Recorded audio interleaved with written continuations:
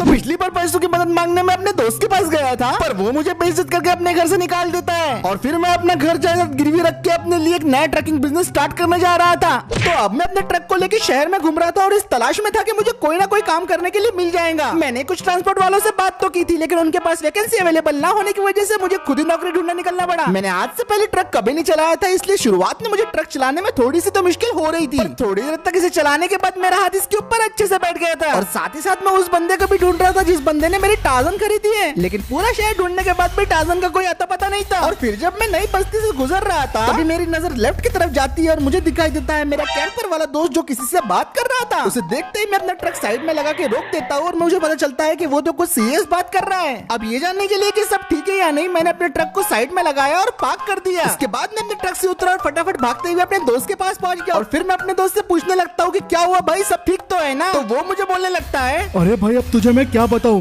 मुझे ये सारे के सारे बॉक्सेस को आज के दिन सत्तू सुपारी की फैक्ट्री में डिलीवर करना था, लेकिन मेरे कैंपर के इंजन ने आज जवाब दे दिया और उसकी सर्विसिंग बहुत जरूरी है। अरे भाई ये सब बातें नहीं चलेंगे, तूने बोला था काम आज होगा तो होगा, आज के आज ये सारे के सारे बॉक्सेस डिलीवर कर वरना तेरी नौकरी जाएंगी। साहब ऐसा मत करो, सच में मेरा कैंपर का इंजन खराब हो गया है। मारे को इससे क्या, हमारा काम आज ही होना चाहिए।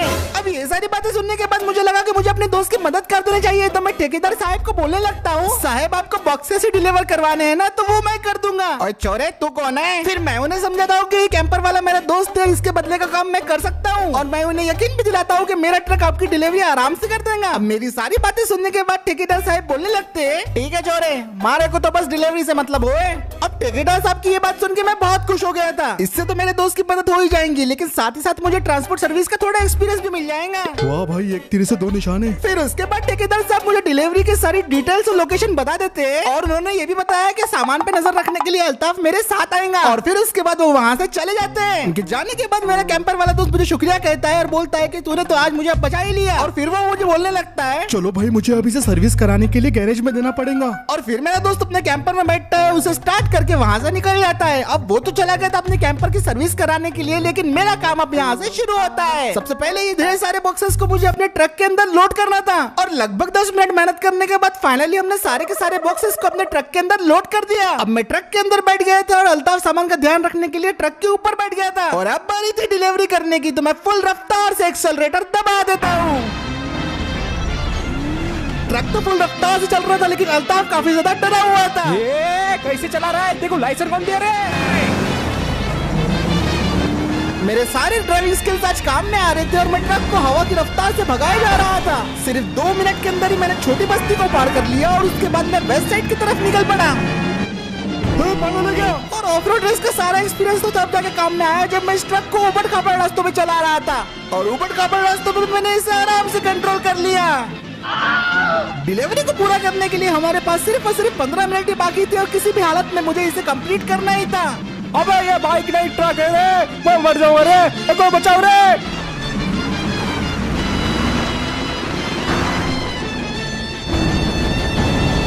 और फाइनली हम आधा घंटा सफर करने के बाद आखिरकार अपनी मंजिल की तरफ पहुंच गए थे। फिर मैंने अपने ट्रक को गोडाउन की तरफ मोड़ दिया और गोडाउन की तरफ रास्ता काफी ज्यादा ऊबड़ खाबड़ था। 200 मीटर और चलने के बाद फाइनली हम सत्तू सुपारी की फैक्ट्री वाली साइड के ऊपर पहुंच गए थे। फिर मैंने ट्रक को रिवर्स किया और पार्किंग में लगा दिया और इसी के साथ मेरी पहली डिलीवरी सक्सेसफुली कंप्लीट हो गई थी। फिर अल्ताफ ट्रक से उतरा और मुझे बोलने लगता है, अरे तू पागल है क्या रे, ऐसा ट्रक कौन चलाता है रे? मैं गिरने वाला था, 2 मिनट और ऊपर रहता ना मेरी जान चल जाती। अल्ताफ की बात सुन के मैं बोलता हूँ कि डिलीवरी टाइम पे करना जरूरी था, इसलिए मैंने ऐसा चलाया। लेकिन फिर अल्ताफ कुछ ऐसा बोलता है जो मैंने एक्सपेक्ट नहीं किया था। पर कुछ भी हो, ट्रक तो तूने बढ़िया ही चलाया। तेरे जैसे लोगों की मार्केट में बहुत वैल्यू है। देख मैं देखो कुछ लोकेशन व्हाट्सएप कर रहा, वहाँ पर जाओ फटाफट पार्सल उठा ले, बोलना अल्ताफ भाई ने भेजा था। ये बात सुन के मैं काफी खुश होता हूँ और पूछता हूँ कि अल्ताफ भाई इसके पैसे तो मिलेंगे ना मुझे? हाँ हाँ बिल्कुल मिलेंगे, जितना भी मिलेगा अपन दोनों बांट लेंगे। हाँ और एक और बात, मेरे मालक को मत बताना। ये सारी बातें होने के बाद मेरे व्हाट्सएप पे सारी डिलीवरीज की लोकेशन आ गई थी और यहाँ पे मुझे आज सारी की सारी डिलीवरीज को कंप्लीट करना था। इस काम में भले मुझे पैसा कम मिले, लेकिन ये मेरे लिए एक बहुत अच्छी शुरुआत थी। तो अल्ताफ से मैं इस काम के लिए मान जाता हूँ और फाइनली मेरा ट्रक ड्राइवर का धंधा शुरू हो गया था। अब मुझे बस अल्ताफ भाई के बताए हुए ठिकानों पर जाना था और अपनी डिलीवरीज को स्टार्ट करना था। अरे बेटा, मेरी मछलियों को चांदी चौक पहुंचाना है, क्या तुम पहुंचा सकते हो? बिल्कुल हो जाएंगी, बस अब एडवांस पेमेंट कर दो। भाई यार मेरे जिम के सामान को गोकुल गली पहुंचा दे। ये तो 10 मिनट में ही हो जाएगा, अभी पहुंचाता हूँ। बेटा दहेज का सामान है, जल्दी बल्लाशा पहुंचा दे। फिक्र मत कीजिए अंकल, दहेज का सामान है तो मैं तो अच्छे से ही लेके जाऊंगा। अरे भाई मेरे घर का सलाब गिर रहा है, जल्दी से ये रेती जमनेट्टी पहुंचा दे। पर ये रेती तो आपकी नहीं है, आप तो रेती चुरा रहे हो। अबे वो छोड़ मत, तेरे को दुगना पैसा दे रहा ना। ठीक है, काम हो जाएगा। बेटा ये मुर्गिया रिजवान भाई की दुकान में पहुंचा दे। ओके, मैं चला रहा था चौक में।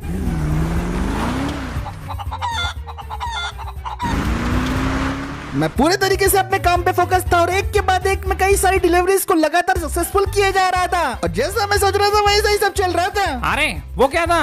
मुझे उस ट्रक का ड्राइवर की जाना पहचाना लगा। मुझे नहीं पता। मैंने सोचा नहीं था कि धंधे के पहले ही दिन मुझे इतने सारे ऑर्डर्स आना शुरू हो जाएंगे। मुझे तो कई बार कई शोरूम से भी ऑफर आने लग गए थे। वो लोग चाह रहे थे कि मैं उनकी बाइक्स को इधर से उधर ट्रांसपोर्ट करूं। ऐसी कोई चीज नहीं थी जिसे ट्रांसपोर्ट करने के लिए कॉल मुझे नहीं आ रहा था। मैंने पूरे दिन में 30+ डिलीवरीज कर दी थी और इसी के साथ साथ मुझे और भी ज्यादा ऑर्डर्स आने लग गए थे। पत्थर हो या फर्नीचर, मेरा ये ट्रक सब कुछ हैंडल कर पा रहा था और मुझे ये अभी तक की सबसे बेस्ट इन्वेस्टमेंट लग रही थी। और खतरनाक से खतरनाक रास्तों पे मेरा ये ट्रक मुझे बहुत अच्छे से हैंडलिंग और कंट्रोल प्रोवाइड कर रहा था। मैंने खदानों में भी बड़े बड़े पत्थरों की डिलीवरी कर दी। साहब पत्थर आ गए। और ये सब कम था, मैं तो बारातियों को भी शादी में छोड़ने का काम कर रहा था। अरे यार ये श्रीमिक भवन कब आएगा? इस पूरे दिन में मैंने 3 से ज्यादा शादियों में बारातियों को पहुंचाया और फाइनली फिर आज का दिन खत्म हो गया। अब दिन खत्म होने के बाद फाइनली मैं अपने घर में आ गया था और इतना सारा काम करने के बाद मैंने अच्छा खासा पैसा जमा लिया था। मैंने अपने सारे कमाए हुए पैसे को बिस्तर में फैला दिया था क्योंकि बहुत दिन से नोटों की गर्मी मैंने महसूस नहीं की थी। इस ट्रक वाले बिजनेस से तो मुझे एक ही बात पता चल गई थी कि इस बिजनेस में काफी ज्यादा पोटेंशियल है और अब मुझे बहुत सारे लोगों को हायर करना था ताकि मैं एक ट्रक की एजेंसी बना सकूं। मैं इस शहर का सबसे बड़ा ट्रांसपोर्ट बिजनेस की शुरुआत करने जा रहा था, लेकिन मुझे क्या पता था कि मेरे पीछे कुछ और ही चल रहा है।